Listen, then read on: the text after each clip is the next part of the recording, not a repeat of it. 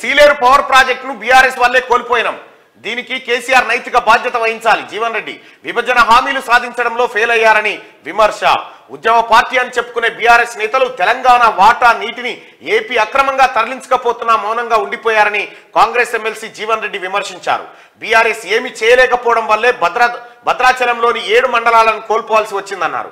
BRS స్వార్థపూరిత రాజకీయాల వల్లే Sileru power ప్రాజెక్టును కోల్పోయామని, దానికి కేసీఆర్ నైతిక బాధ్యత వహించాలని డిమాండ్ చేశారు.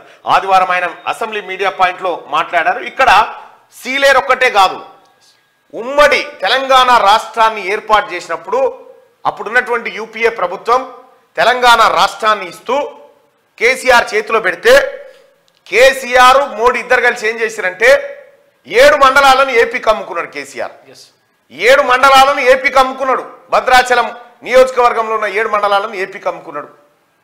ఇప్పుడు భద్రాచలం టెంపుల్ ఏమో తెలంగాణలో ఉన్నది, దానికి సంబంధించినటువంటి 250 ఎకరాల భూమి ఏమో ఏపీలో ఉంటుంది. మన భూమి కాదు, మన భూమి కాదు, మన లెక్కగా దాని కథ అంతా వేరే. గుడి మాత్రమే. కేసీఆర్ చేసినటువంటి ఆఖరికి భద్రాచల రాముని కూడా 7 మండలాలను ఏపీకి ఇచ్చేసిండు.